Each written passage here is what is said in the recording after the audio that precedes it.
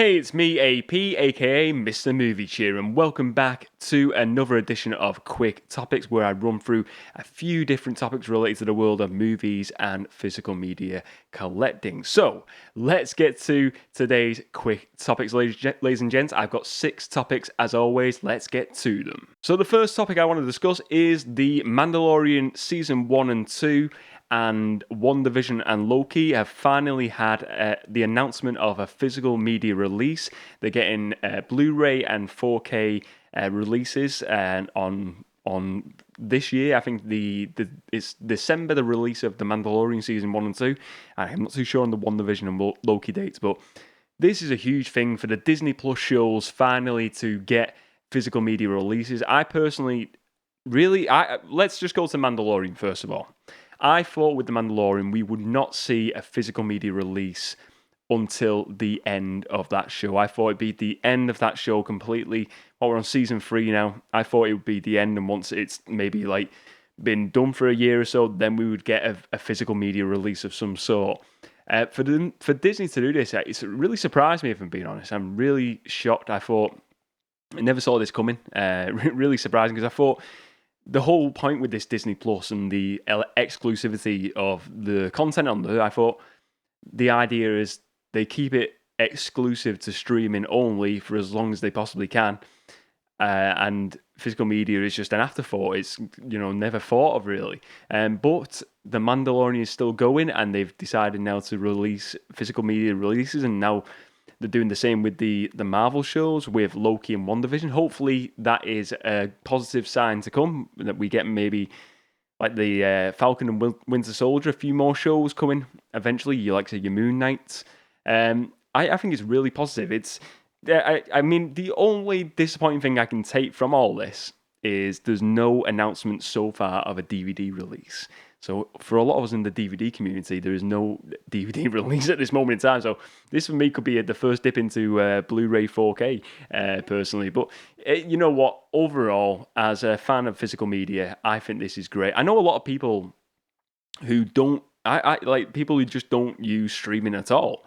And the people out there who are fans of Star Wars and they've never watched like The Mandalorian, because they just don't buy into the whole stream thing. And I completely get that, and I think it's each to their own. But I think this is great now for those audiences who've never used Disney Plus and maybe never got to watching it any other way. They're now getting the official way. They're getting official releases of these shows, and I think it's awesome. So kudos to Disney for doing something good and positive for a change. It seems like they never do anything positive at the moment, so this is great, and I'm glad that we are finally getting physical media releases of some of these really great shows. Should Dungeons and Dragons: Honor Among Thieves get a sequel? Now, I will say I watched this for the first time the other week, and I really enjoyed this movie. We had the Dungeons and Dragons movie in the early 2000s. I can't remember that well. I remember watching it and thinking it's okay, nothing special about it though. Watched this movie, really enjoyed it. Had that vibe of like a Guardians of the Galaxy sort of team up, comedy, action. Really a fun movie, a really good cast. I liked it. It didn't do that well at the box office, this movie, but it feels like it's a movie that's getting a little bit of a cult following behind it, where people are like, we want to see a sequel. The sequel has been teased, but nothing has been officially confirmed as of yet. But should it get a sequel? I think this movie works great as an individual solo movie. I think it doesn't need a sequel. I don't think you get to the end of this movie and think, wow, it needs to, there's a story thread here that needs to continue. I feel like they could easily do another story, though, with this cast of characters and do another adventure they go on.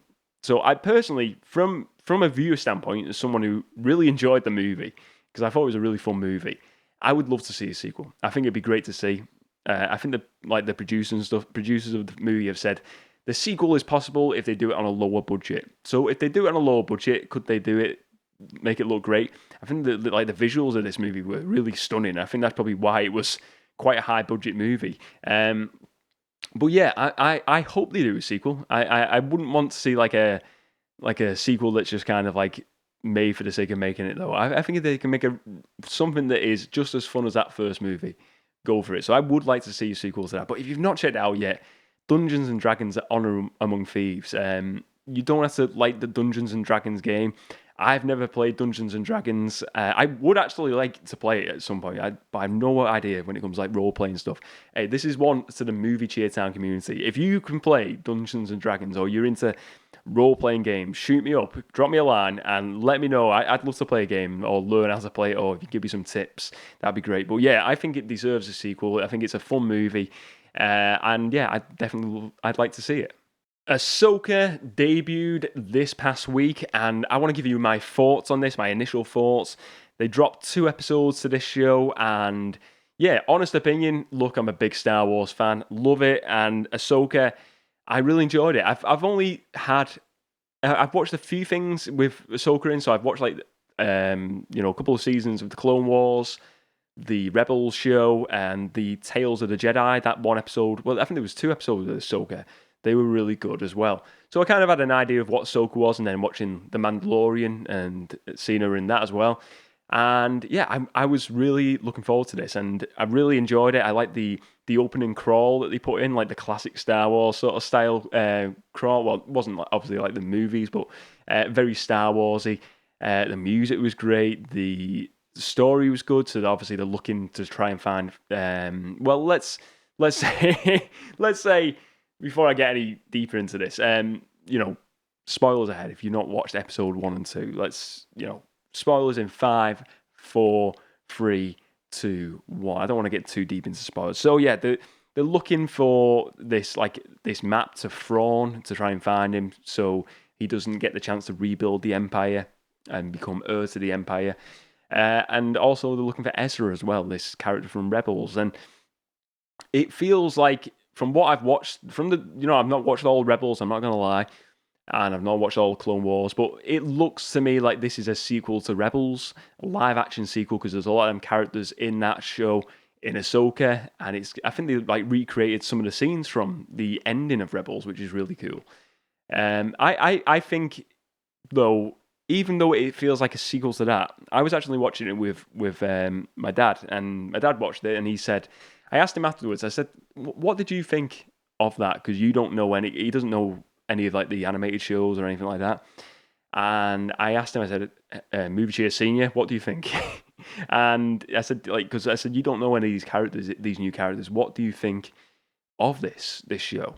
And he was like, yeah, I like it. He said he enjoyed it. He didn't feel like he was kind of out of it because the characters were unknown to him. He enjoyed the characters, he enjoyed the story.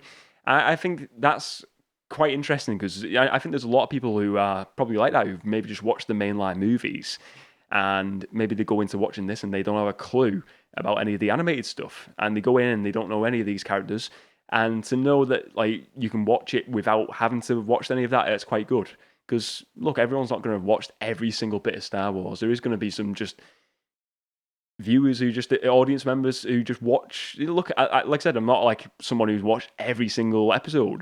So it's good to know you can go into it, enjoy it, without having to watch everything and know everything about every character. But yeah, overall, I really enjoyed it. The fight scenes with lightsabers was great. The character Balin, is it Balin Skrull or Balin Scott? The sort of like the Dark Jedi, he was cool. Played by Ray Stevenson, who passed away. His character is really good. I think there's going to be. I don't think he's going to be the villain of the piece. I think he's going to end up turning and ends up, battling against Thrawn maybe in this. But yeah, I really enjoyed it. I think there's mystery with that character Marek. Is he potentially Ezra? Who is that character under the mask? I love that. They've got a few different story threads here, which keeps a lot of the viewers intrigued, and it's really exciting to see. And dropped 2 solid episodes, so I'm looking forward to watching the rest of the Ahsoka show. It's going to be great seeing that weekly. Movie delays in Hollywood. What are my thoughts on this? So, big ones. Warner Brothers have announced that Dune 2 and the Lord of the Rings movies they're working on currently have been delayed. Dune 2 is the big one, though, delayed till 2024 now. And I think a lot of other companies are going to start following suit with this and delay movies because of the Hollywood strikes with the writers and the the actor strikes in America. No, I don't want to get too deep into the strikes because if I'm being honest, I don't really know that much about it, and I'd be foolish of me to try and talk about something I don't understand. I'm not going to do that. What I will say as a viewer of movies, how do I feel? I got to be honest, yeah, I am quite happy that there's a bit of a break with new releases. If there's going to be not so many, look, we're still going to get movie releases. There's going to be movies coming out, but there's obviously a delay along the line, so we maybe won't get as many. I think it's nice because it gives you a bit of time to sort of like appreciate some of the movies that you've not watched because there's that many movies coming out. I find it sometimes where I'm like, blimey, that movie's come out. Like, I'll get to it at some point, and I get to it about 4 years later. And I think it's nice to have that bit of rest period. It was similar during the pandemic, really. I felt like when they had like that period where movies were delayed a bit, and then we obviously got the releases. It was quite a nice, obviously not a nice period of time, but I mean, in the sense of movies being released, having them periods where there's a bit of a slowness to the releases. I think it's great. So I think 2024 is going to be the point where we get some more of the movies delayed. So I think it's great. I think it's a bit of a refresh in a way. I think it works for the industry in all honesty. And for a viewer standpoint, from me watching movies, I'm kind of not that bothered. I'm not worried that I'm going to have to wait another year to see Dune. If I'm being honest, there's not that many movies at the moment that I'm kind of like craving to see. There's nothing like even like Secret War, not what is it? So it'd be Secret Wars, the next Avengers movie, the Kang, whatever they're gonna call it. I don't know what they're gonna call it now. I'm not even worried about that like being delayed. I'm not excited about any movies coming out at the moment. I'm just kind of like, let's just watch some classic movies, some movies from the past that I've never seen before. So I think it's kind of a bit of a nice period that you can just take your time and just enjoy the movies that have already been released in years gone by. So I want to give you my honest opinion of the Flash movie that came out earlier this year. I don't think I've really spoke about this in any podcast or anything yet, so I thought let's deep dive into it. Though the Flash starring Ezra Miller. Spoilers for the movie if you've not seen it ahead. I will go a bit into spoilers, but look, I think it got a lot of bad press, this movie, and I think a lot of it was like the CGI. I think a lot of it as well, due to Ezra Miller and his actions outside of the world of acting. Putting all that to one side, I think, well, first of all, I think the CGI was kind of like, I get why people were moaning about it. It looked a bit dodgy in areas. I don't think it was the worst CGI ever. I think it was watchable. I think if no one pointed it out, I probably wouldn't have even paid attention, if I'm being honest. I thought Ezra Miller as the Flash was good. I liked him as the Flash. I do think he'll probably get recast in the future. I think that's probably going to be the case. But I enjoy this movie. I like the Michael Keaton in it. He made the movie for me. Not my favorite Batman, but I think Keaton was brilliant in this. It was great to see Ben Affleck's Batman in there as well, and obviously at the end we see the George Clooney cameo as his Batman, his Bruce Wayne. But I think overall, I think the story was really good. I think it was a really solid movie. I think it was bigged up. I think the problem is with these DC movies and the superhero genres, this isn't even the superhero genre. I think all of these big blockbuster movies, you get James Gunn coming out and bigging it up, saying this is the best DC movie I've seen in forever. And that's when people are like, all right, okay. And you get to that point where like, we've heard this all before. And you go in then, and then the expectations are like, he said this was the big one, and then it's still not the best movie ever. And then I think you don't even take any sort of personal opinion of what the movie's like. How did you feel? Like, you kind of just go off the reviews and then what's been said before. I think going into it and I went into this and just thought, I'm going to take it as a fresh watch. I'm not going to listen to what I've heard before. And like I said, I really enjoyed it. And I heard from people saying it was crap.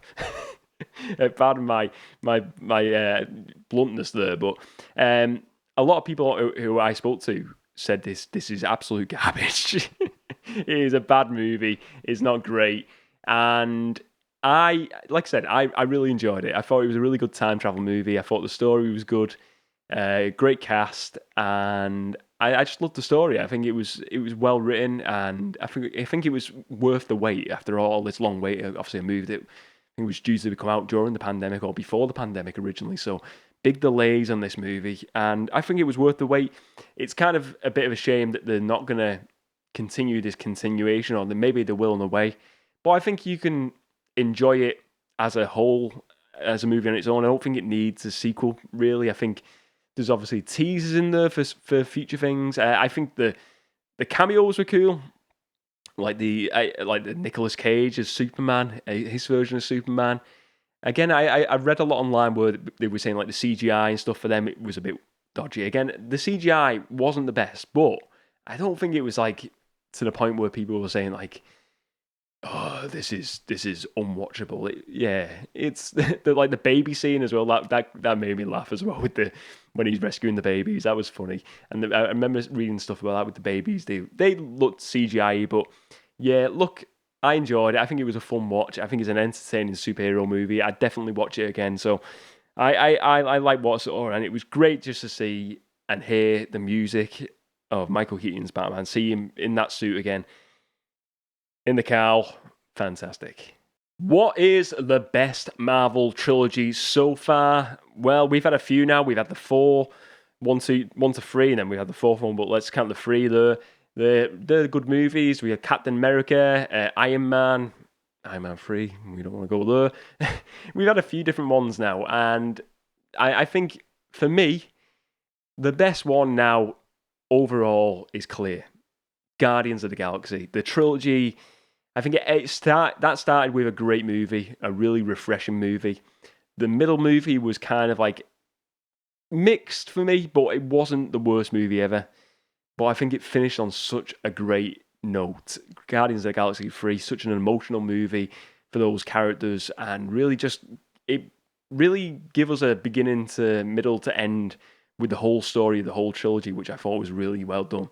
James Gunn really perfected the art of storytelling with that movie. Give us characters that we'd never heard of, but really got us emotionally attached to them characters over those three movies. And girls, what really gets me, got me personally to the point where I'm nearly tearing up watching this movie, watching about a CGI raccoon and its story of like its tragic origin story. And I thought that was absolutely amazing to feel that way to a CGI character. I thought it was great. That is super storytelling, and that for me, I think it is the best Marvel trilogy so far. I think second would be the Captain America, then the Iron Man movies. But yeah, I thought it was a solid trilogy. Really enjoyed it, and I can't wait to just watch them all back to back. I think it's going to be great to watch them all back to back at some point. I'm looking forward to that. So those are the quick topics for today's show. Let me know all of your thoughts on today's quick topics, ladies and gents. I want all of your views. What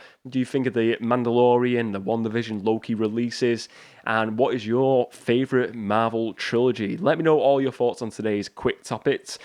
Remember, I forgot my tagline then. What was I going to say? Hang on, no, here we go. Let's rewind it. I'm not going to edit any of this out. I'm just going to keep it all in.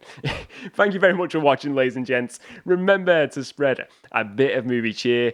And as always, I will see you next time.